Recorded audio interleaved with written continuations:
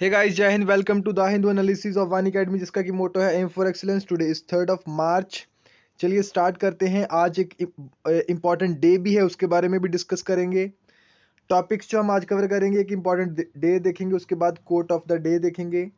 उसके अलावा important news और एडिटोरियल्स हैं। India and Japan back and Sri Lanka के अंदर जो प्रोजेक्ट तैयार करवाया जा रहा था वहाँ पे, और चाइना का क्या रोल है वहाँ पे, उसके बारे में डिस्कस करेंगे। इंडिया और जापान का क्या रोल है उसके बारे में भी डिस्कस करेंगे। उसके बाद 4.34 लाख सीनियर्स गेट वैक्सीनेटेड। जो सीनियर सिटीजन्स हैं उन्हें वैक्सीनेशन दी जा रही है। Bhutan plot spotlight on women who worked at Indian embassy. UP UP की एक न्यूज़ है, father of the harassment victim killed. Centre garners ₹77,815 in spectrum auction. Jio top bidder. Editorial है, reviving the Iran deal. Nuclear deal के बारे में यहाँ पे discuss करेंगे। देन हिमालयन सैरो स्पॉटेड, एक गॉड की कैटेगरी है ये। Himalayan serow spotted in Assam. Sorry. Important day से शुरू करते हैं। आज द हिंदू जो न्यूज़पेपर था, उसके फ्रंट पेज के ऊपर एक इंटरेस्टिंग चीज़ लिखी हुई है। एंड आई होप कि आपको ये काफ़ी इंटरेस्टिंग लगेगी, और इसका काफ़ी एक डीप मैसेज है इसमें। और अगर आप ध्यान से सुनोगे तभी आप इसे समझ पाओगे। व्हेन यू फॉल इल, अगर आप बीमार होते हो, you go to pharmacy. When you go to nearby clinic, you go to hospital. When you want knowledge, जब आपको ज्ञान की ज़रूरत होती है, नॉलेज की ज़रूरत होती है, आप लाइब्रेरी में जाते हो, कोचिंग सेंटर में जाते हो, स्कूल या कॉलेजेस में जाते हो। जब आप हंग्री होते हो, सुपरमार्केट में जाते हो, रेस्टोरेंट में जाते हो, फूड डिलीवरी ऐप, जैसे कि बहुत सारे फूड डिलीवरी ऐप्स रहते हैं, आप उनकी तरफ जाते हो। When you want to be entertained, जब आपको एंटरटेनमेंट की ज़रूरत लगती है कि एंटरटेनमेंट की ज़रूरत है, तो आप मूवीज़ देखते हो, कंसर्ट्स में जाते हो, ओटीटी प्लेटफॉर्म जिनके बारे में अभी न्यूज़पेपर में डिस्कस किया था हमने डे बिफोर यस्टरडे, कि कैसे अभी आप गवर्नमेंट जो है उन्हें रेगुलेट करेगी, वहाँ पे जाते हो। जैसे हॉटस्टार है, वूट, इस तरह की काफ़ी जो अमेजन प्राइम है। व्हेन यू वांट स्पेस, जब आपको स्पेस की ज़रूरत है, you go to another room. Park में जाते हो, गो फॉर हॉलीडे। जब आप you when you feel warm, you clothing store में जाते हो।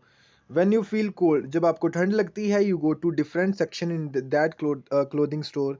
व्हेन यू फील लोनली, जब आप लोनली फील करते हो, you go to your social media page, आप सोशल मीडिया पेज के ऊपर जाते हो। एंड गाइज, आप ये मत सोचिए कि हम तो ये सब करते नहीं हैं। बहुत सारे लोग हैं जिनकी लाइफ के अंदर ये कंडीशंस फुलफिल होती हैं, या मतलब कि हमें फिर भी काफ़ी ज़्यादा फैसिलिटीज़ मिलती हैं एज कंपेरेटिव टू एक ग्रुप की। अगर आज हम बात करेंगे उस ग्रुप से अगर हम कंपेयर करें, तो हमें काफ़ी ज़्यादा फैसिलिटीज़ मिलती हैं। इसका मेनली कहना है। When you feel depressed, you go to therapist के पास आप जाते हो। जब आप हेल्पलेस फील करते हो, आप गॉड्स के पास जाते हो। For every one of your needs there are several places you can go to. बहुत सारे ऐसी जगहें हैं जहाँ पे आप जा सकते हो, लेकिन they have just one. Who are they? उनके पास सिर्फ एक ही है। फॉर सम इंडिजिनस ट्राइब्स, कुछ ऐसी इंडिजिनस ट्राइब्स होती हैं, the jungle is the answer to their every need. हर उनकी ज़रूरत पूरी करता है जंगल, जो फॉरेस्ट है वहाँ पे। बहुत सारी जो इंडिजिनस ट्राइब्स हैं, उनके लिए ओनली आंसर इज जंगल और the forest. Don't take it away from them. बहुत ही एक अच्छा मैसेज है कि जो ट्राइब्स हैं उनके पास से वो जो जंगल्स हैं, जो फॉरेस्ट हैं, वो उनसे मत छीनिए, क्योंकि उनका ही घर है। हर चीज़ उनको वहाँ से मिलती है। अब आप गाइज रियलाइज़ कर रहे होंगे कि आपको कौन कौन सी फैसिलिटीज़ मिलती हैं। हर एक आपकी जो ज़रूरत है, अगर हम गांव के अंदर भी रह रहे हैं तब भी हमें फैसिलिटीज़ मिल रही हैं। इंटरनेट की फैसिलिटीज़ है, चाहे ज़्यादा अच्छी नहीं, लेकिन फिर भी एक नॉर्मल क्लोथिंग हमारे पास है, हाउस है हमारे पास। लेकिन जो ट्राइबल पीपल होते हैं उनके पास ये सारी फैसिलिटीज़ अवेलेबल नहीं होती। इसलिए ज़्यादा जो उनके पास उनकी ज़रूरतों को पूरा करवाता है, दैट इज़ फॉरेस्ट, जंगल। और वो उनसे हमें नहीं छीनना चाहिए। आज ये क्यों इम्पोर्टेंट है? Because today is world Wildlife Day 3rd March 2021. Today is World Wildlife Day. Theme for the year forest. इस ईयर का जो थीम है दैट इज, आप पढ़ सकते हो यहाँ से, फॉरेस्ट एंड लाइवलीहुड्स. फॉरेस्ट यानी कि जंगल, और लाइवलीहुड्स यानी कि कैसे हम जो रोजी रोटी होती है हमारी, किस तरह से हम उनके ऊपर डिपेंड करते हैं. तो आप ये याद रख सकते हो, वर्ल्ड वाइल्ड लाइफ डे, जो कि which is on 3rd March 2021. ये आप याद रख सकते हो. And to know more about different tribes in India, follow the exclusive feature series in the Hindu के अंदर ये इन्होंने सीरीज कवर की है ट्राइब्स के अंदर. और ये क्यों इंपॉर्टेंट है, देखिए ये काफ़ी इंपॉर्टेंट हो सकता है इस बार आपको, जैसे कि प्रीलिम्स के अंदर काफ़ी सारे क्वेश्चंस पूछे जाते हैं. ये तो चलो, अगर डायरेक्टली ना भी ये क्वेश्चन पूछा गया, तो वर्ल्ड वाइल्ड लाइफ डे के बारे में अगर ना भी डायरेक्टली क्वेश्चन पूछा गया, तो इसका थीम पूछ सकते हैं. या इसके अलावा कौन कौन से इंस्टीट्यूट्स हैं हमारी कंट्री के अंदर, इंडिया के अंदर, और वर्ल्ड लेवल के ऊपर, ग्लोबल लेवल के ऊपर कौन से इंस्टीट्यूट्स हैं जो वाइल्ड लाइफ को प्रोटेक्ट करते हैं. जैसे वाइल्ड लाइफ प्रोटेक्शन एक्ट है जो हमारी कंट्री का, और जो IUCN है, इस तरह की जो संस्थाएं होती हैं, वर्ल्ड जैसे वाइल्ड लाइफ बोर्ड्स होते हैं, या अलग अलग इस तरह की जो इंस्टीट्यूट्स जो रहते हैं, ऑर्गेनाइजेशंस जो रहती हैं, यूनाइटेड नेशंस के लेवल के ऊपर, ग्लोबल लेवल के ऊपर किस तरह से चीज़ों को वहाँ पे स्क्रूटनी की जा रही है उनकी. ये सारी चीज़ें जो हैं आप इन्वायरमेंट के अंदर पढ़ते हो और आप याद रख सकते हो इसके बारे में. World Wildlife Day 3rd March आप याद रख सकते हो. Then quote of the day में आज हम डिस्कस करेंगे मैरी कॉम, जो कि एक बॉक्सर है, एमेच्योर बॉक्सर हैं, जो कि अभी करंटली राज्यसभा के एक सांसद भी हैं, राज्यसभा की एक MP भी हैं वहाँ पे, और जो कि थ्रू नॉमिनेट एक पॉलिटिशियन भी हैं वो. और उनका एक कोट है, वो बेसिकली मणिपुर से बिलोंग करते हैं, और उनका ये कोट है, the truth is the harder you fight the sweeter are the rewards in the end. और इन्हीं का कोट है कि आप गोल्ड खरीदिए मत, आप गोल्ड जीतिए, आप गोल्ड कमाइए. यानी कि आप अपनी मेहनत के साथ अगर चाहो तो आप गोल्ड कमा भी सकते हो, क्योंकि आपको पता है कि 6 to 7 टाइम्स ये वर्ल्ड चैंपियन रह चुकी हैं, और काफ़ी सारी चीज़ों में ये एक, चलिए एक बताइए कि कौन से पर्सन से ये इन्फ्लुएंस हुई थी. और she belongs to a state of Manipur. और ये आप बताइए, क्योंकि हम अपनी लाइफ के अंदर कोई ना कोई इस तरह का इंसान होता है, या हमारे पेरेंट्स होते हैं जो हमें गाइड कर देते हैं, या हमारा कोई मेंटोर होता है, या हम किसी ना किसी से प्रेरित होते हैं या इन्फ्लुएंस होते हैं उसके द्वारा, और तब हम अपना जो एम है या गोल है उसको सेट करते हैं. आपको किसने उस एम की तरफ, आपको किसने इनिशिएट किया, या आपको किसने इन्फ्लुएंस किया कि आप ये एम लो, और आप कमेंट बॉक्स के अंदर बता सकते हो. चलिए, आप अपने बारे में ना बताइए, लेकिन आप इनके बारे में बताइए कि कौन था. वो भी एक बॉक्सर थे, मेल बॉक्सर थे एक, जिन्होंने इन्हें इन्फ्लुएंस किया था, और उनका नाम जो है आपको बताना होगा कि किन से ये इन्फ्लुएंस हुई थी. और द ट्रूथ इज, इनका कोट पढ़ते हैं, the truth is harder you fight. जितना आप ज़बरदस्त तरीके से फाइट करोगे ज़िंदगी में, अपने चैलेंजेस को फेस करोगे, फाइट करोगे, the sweeter are the rewards in the end. उतने ही स्वीटर जो आपके रिवॉर्ड रहेंगे. और आंसर आप ज़रूर इसका बताइए. आज की वीडियो के अंदर कल जो हमने 2 मार्च वाली जो वीडियो डाली थी, उसमें हमने क्वेश्चन एक पूछा था कि एक जो आशुतोष कुमार राजा है, उन्होंने एक आंसर बताया था, जो हमने वहाँ पे एक हट के बारे में पूछा था, जिसे खुजली घर भी कहा जाता है, और जो कि नागालैंड के अंदर थी. उन्होंने उसका आंसर दिया था लाइव चैट बॉक्स जो थी उसमें. और उसके अलावा एक आकांक्षा है, जिन्होंने 28 फेब को भी जो क्वेश्चन पूछा गया था उसका भी आंसर दिया था. और उसके अलावा कल हमने पूछा था कि इंडिया का लॉन्गेस्ट हाईवे कौन सा है. ऑप्शन हमने दिए थे NH44, NH66, और एक और NH27 की बात की थी. और NH44 जो है नेशनल हाईवे, उसका ये नंबर है 44. और ये इंडिया का लॉन्गेस्ट हाईवे है, स्टार्टिंग फ्रॉम श्रीनगर से लेके कन्याकुमारी तक, जो साउथ में है कन्याकुमारी वहाँ तक। और वेरी गुड, इन्होंने ये आंसर दिया है, आकांक्षा है और उसके अलावा आशुतोष कुमार राजा हैं। और एक और कमेंट है यहाँ पे, international law, the recent stand of between India and China took place in Jammu and Kashmir. ये एक क्वेश्चन वैसे हमने पूछा नहीं है, लेकिन चलिए कमेंट किया तो अच्छी बात है। नेक्स्ट जो है इम्पॉर्टेंट न्यूज़ जो है वो हम डिस्कस करेंगे। 4.3, ये फर्स्ट पेज के ऊपर न्यूज़ है, 4.3 लाख सीनियर्स गेट वैक्सीनेटेड। अब हमको पता है कि 2 वैक्सीन जो 16th ऑफ जैन से लॉन्च किया गया था, और जो उसका फर्स्ट फेज था उसके अंदर किस तरह से वैक्सीन दी गई लोगों को, जो हेल्थ केयर वर्कर्स हैं, हेल्थ वर्कर्स हैं, उसके अलावा जो ऑफिशियल्स हैं, जो पुलिस ऑफिसर्स हैं, जो फ्रंट लाइन वर्कर्स हैं, उनको पहले फेज के अंदर वैक्सीन प्रोवाइड की गई। 2 to 3 करोड़ पीपल थे वो। और उसके अलावा अब जो नेक्स्ट फेज के अंदर इनका टारगेट जो है गवर्नमेंट का, दैट इज हेल्थ मिनिस्ट्री का, दैट इज 60 प्लस जो सीनियर सिटीजन्स हैं, उसके अलावा 45 से लेके 59 तक जो सिटीजन्स हैं हमारी कंट्री के, और उनको जो 45 से ऊपर हैं उनको अब एक सर्टिफिकेट लेके आना पड़ेगा, शो करना पड़ेगा। और लिस्ट भी जो है हेल्थ मिनिस्ट्री ने, गवर्नमेंट ने वहाँ पे बताई है, अराउंड 20 प्लस जो कॉमोर्बिडिटीज़ हैं वहाँ पे, जो अलग से जो डिसीज़ हैं वहाँ पे, जो बीमारियाँ रहती हैं वहाँ पे, जो कि अगर आप 45 प्लस के हो, और अगर आप कॉमोर्बिडिटीज़ यानी कि एक से ज़्यादा आपको दिक्कत है, बीमारी है, कोई प्रॉब्लम है, तो आपको वो वैक्सीन मिल सकती है। और कोविन जो ऐप है उसके ऊपर आपको वहाँ पे रजिस्टर करना पड़ेगा और साइन अप करना पड़ेगा।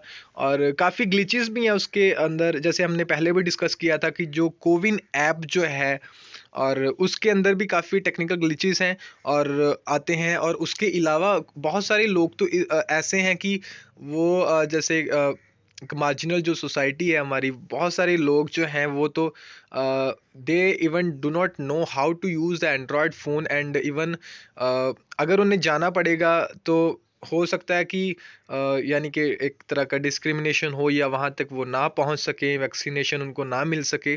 और इस तरह से एक कॉमन एक प्लेटफॉर्म होना चाहिए, या एक अलग तरीका होना चाहिए जिसके लिए कि एक इक्वल हो सबके लिए, एक इक्वल प्लेटफॉर्म प्रोवाइड होना चाहिए। ये इसके थोड़े क्रिटिसिज्म है।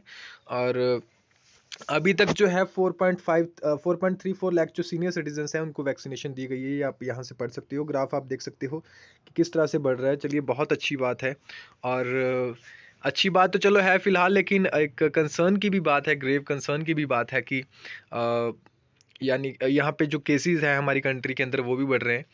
देखिए, श्रीलंका के अंदर चाइना ने, जैसे कि वहाँ पे एक ये क्लियर नहीं है यहाँ पे, और चाइना ने वहाँ पे चाइना जो मैनेज करता है वहाँ पे एक पोर्ट था श्रीलंका के अंदर, और चाइना बैक कर रहा था उसे, और यानी कि फाइनेंशियल सपोर्ट प्रोवाइड की गई थी। और इंडिया और जापान जो है back in new Sri Lanka port project, India और जापान भी वहाँ पे कोशिश कर रहे थे। पहले तो श्रीलंका ने जैसे इन्होंने यहाँ पे देखा कि इनको प्रायोरिटी दी जाएगी इंडियन और जापान को यहाँ पे, और किस तरह से अभी ये आगे वर्क करता है उसके बारे में आने वाले दिनों में हम डिस्कस करेंगे।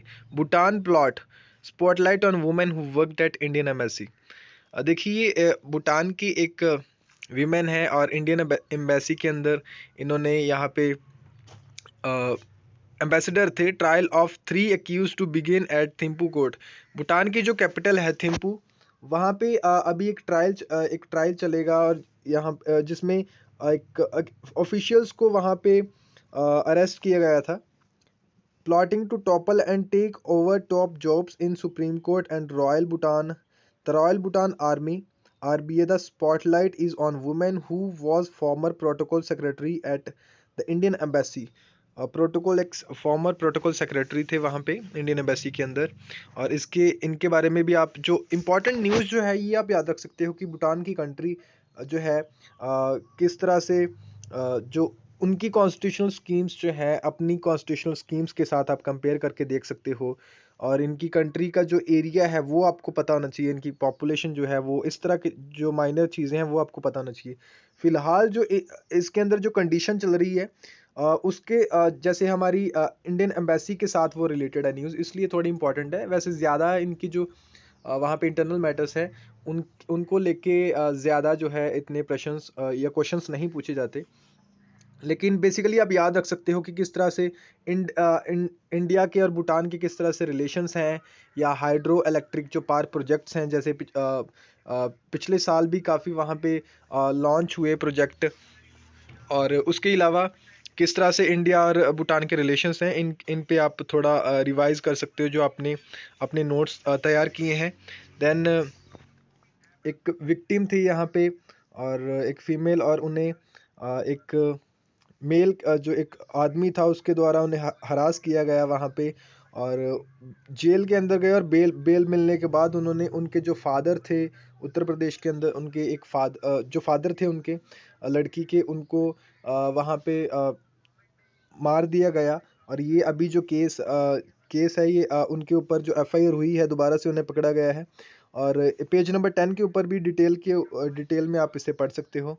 नेक्स्ट जो न्यूज़ है, सेंटर गार्नर्स, ये आप GS1 के अंदर इसे रिलेट कर सकते हो। वुमेन से रिलेटेड जो इश्यूज रहते हैं, किस तरह की अभी हमारी सोसाइटीज़ के अंदर प्रॉब्लम है, जनरल स्टडीज़ 1 के अंदर आप इसे कवर कर सकते हो। और मेनली इसका आंसर जो है आपको मेंस के अंदर जब आप आंसर्स लिखते हो तब आप इस तरह के जो वहाँ पे आंसर्स हैं वहाँ पे एक एग्जाम्पल की तरह आप इन्हें कोट कर सकते हो, एक केस स्टडी के रूप में आप इन्हें कोट कर सकते हो वहाँ पे। सेंटर गार्नर्स ₹77,815 करोड़ इन स्पेक्ट्रम ऑक्शन। देखिए आपने 2G जो स्कैम है उसके बारे में सुना होगा, है ना? और किस तरह से जो गवर्नमेंट है, जैसे सैटेलाइट्स वगैरह होती हैं जो, और उसके अलावा जो स्पेक्ट्रम डिस्ट्रीब्यूट किया जाता है वहाँ पे, उसके भी ऑक्शन हुई और उसमें जो टॉप बिडर रहा that is Reliance Jio Infocom. और टोटल जो क्वांटिटी इन्होंने वहाँ पे मेगा हर्ट्स जो लिए हैं दैट इज़ 48.35 मेगा हर्ट्स। उसके बाद जो इनकी वैल्यू है जो पे करेंगे दैट इज़ 57,000 इन्होंने पे किया, 57,122.65 करोड़। उसके बाद भारती एयरटेल रहा, उसके बाद वोडाफोन आइडिया, जो कि दोनों कंपनीज जो है मर्ज हो गई हैं। पहले वोडाफोन और आइडिया अलग अलग थे, अभी दोनों मर्ज हो चुकी हैं। और थर्ड बिडर जो रहा that is Vodafone Idea, second is Bharti Airtel, and first is Reliance Jio. And firm acquires airwaves for 57,120 crore rupees. ये इसकी बात की जा रही है रिलायंस जियो की। Telecom spectrum auctions concluded on Tuesday after bidding for a day and a half, with the center uh, garnering rupees इतना जो है सेंटर को अभी यहाँ से रेवेन्यू जनरेट हो सकता है, रेवेन्यू जनरेट होगा। The amount exceeded the expectations of government as well as analysts as telecos focused on renewing expiring spectrum, consolidating holdings। मतलब एक्सपेक्टेशन से ज़्यादा रहा यहाँ पे। Mukesh Ambani led Reliance Jio was the biggest bidder, acquiring 48.35 megahertz of spectrum. और ये amount लिखा है वहाँ पे, followed by Bharti Airtel which bid for 350। यहाँ पे प्राइस लिखा हुआ है जो ऑलरेडी हमने डिस्कस किया है। वोडाफोन जो रहा तीसरे नंबर पे रहा। The spectrum will be assigned to bidders for period of 20 साल के लिए इनको ये जो स्पेक्ट्रम है प्रोवाइड किया जाएगा। यानी कि अगर हम अब की बात करें तो लगभग 2040-41 तक इनको जो ये स्पेक्ट्रम है अलाउ किया जाएगा, और इससे ये काफ़ी ग्रो भी करेंगे। और एडिटोरियल में हम डिस्कस करेंगे यूएसए में जो अभी नए जो प्रेसिडेंट इलेक्ट हुए हैं, और किस तरह से जो ईरान है जो न्यूक्लियर जो डील थी, यूएसए ने पहले किस तरह से उसमें से बैकफुट पे आ गया था यूएसए जब डोनाल्ड ट्रंप के टाइम पे, और अब दोबारा से इन्होंने यहाँ पे बातचीत करनी शुरू करी। Biden needs to seal the nuclear deal before hardliners gain the upper hand in Iran. Hardliners होते हैं जैसे कि अगर वहाँ पे कोई दिक्कत करने वाले और इस तरह के देश या कोई और बैक करे उनको वहाँ पे, ताकि एक ग्लोबल पूरे अर्थ यानी कि पूरे वर्ल्ड के अंदर वहाँ पे अगर डिसहार्मनी होने के चांसेस हैं या इस तरह के कोई चांसेस हैं, उससे पहले जो बाइडन है, जो बाइडन, उन्हें न्यूक्लियर डील को यहाँ पे पूरा कर देना चाहिए। US president Joe Biden's attempts to revive the joint, इसका जो फुल फॉर्म है JCPOA, joint comprehensive plan of action, joint comprehensive plan of action, better known as Iran nuclear deal जिसे बोलते हैं। Iran nuclear deal have not seen any breakthrough with both sides waiting for the other to blink. यानी कि दोनों sides wait कर रही हैं कि दूसरा स्टेप जो है, दूसरा कोई जो है वो आगे बढ़े। The Biden administration says it would return to the deal if Iran starts complying with its terms.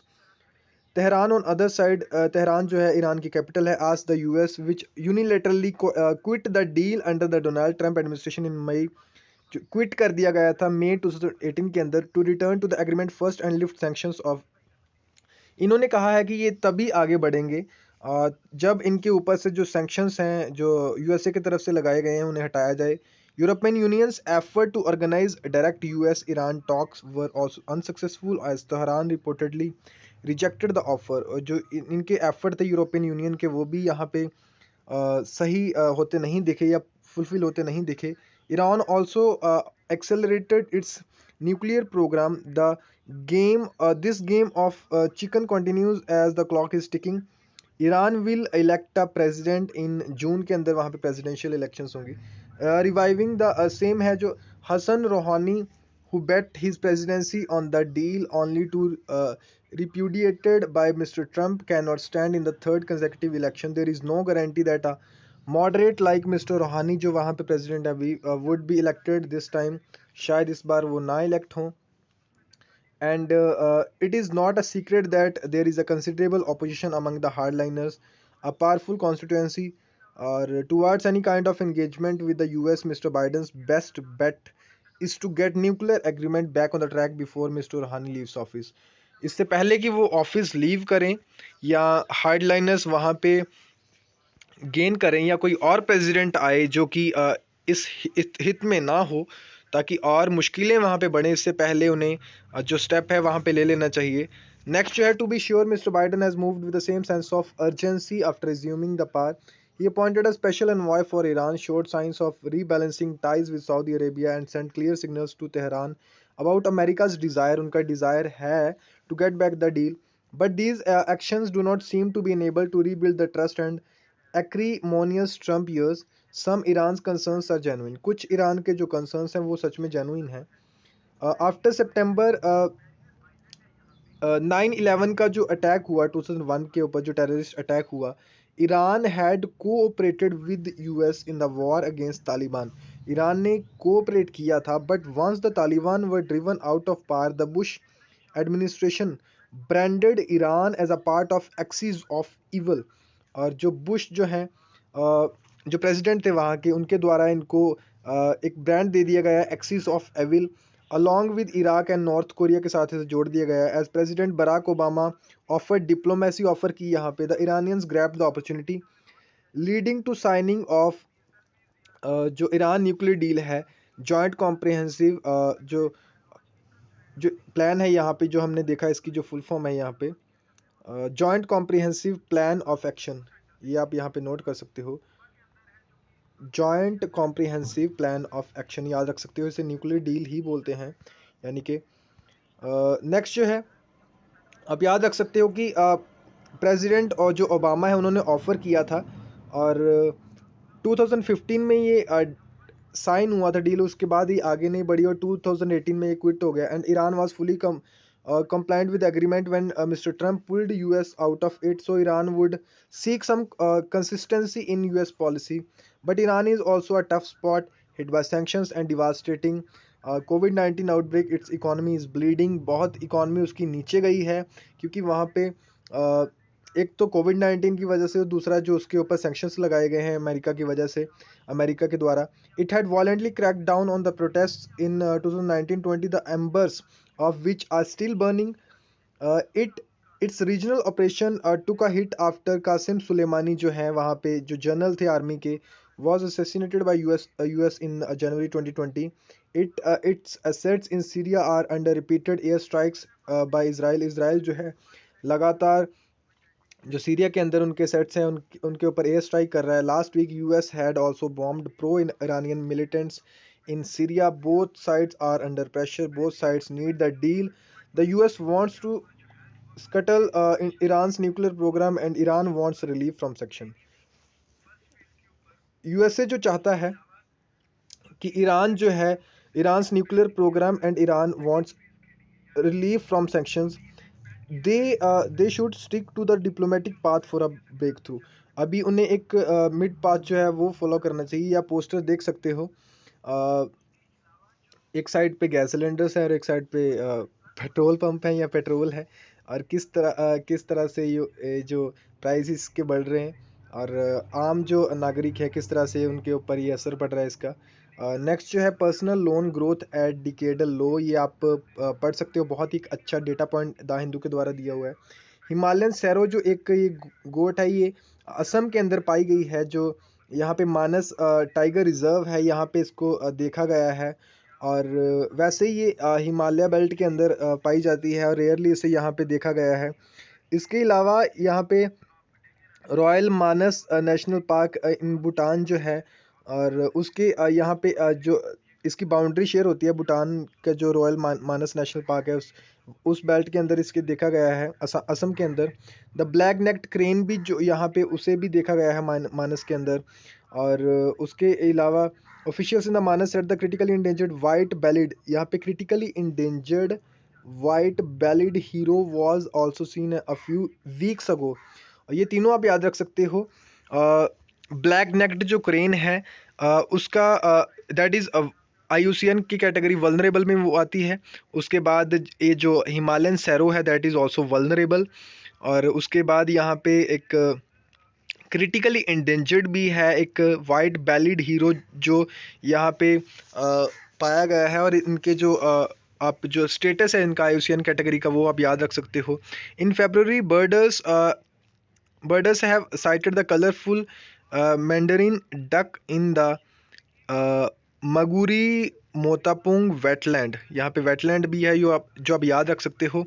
Near eastern Assam Dibru Saikhowa national park, Assam के अंदर जो दिब्रू साइकोवा नेशनल पार्क है नियर ईस्टर्न असम से, यानी कि असम की जो ईस्टर्न साइड है वहाँ पे। This duck was last spotted in Assam 118 years ago. ये जो डक है यहाँ पे मैंदरीन डक जो है, यहाँ पे कलरफुल डक जो है, ये 118 साल पहले यहाँ पे असम के अंदर ये पाई गई। बहुत सारी आज जो हमने न्यूज़ डिस्कस की, और जो बच्चों ने, जो स्टूडेंट्स ने, कैंडिडेट्स ने आंसर दिए, वेरी गुड, शाबाश। इसी तरह आप आगे बढ़ते रहिए, सीखते रहिए, और आप दूसरे जो स्टूडेंट्स हैं वो भी इसी तरह इन स्टूडेंट्स की तरह आंसर दीजिए, और ज़रूर आप वन डे अचीव करोगे अपने एम को। सब्सक्राइब करें इस चैनल को, वानी अकेडमी को, बेल आइकन को भी प्रेस करें। Thank you for watching this session. Have a nice day.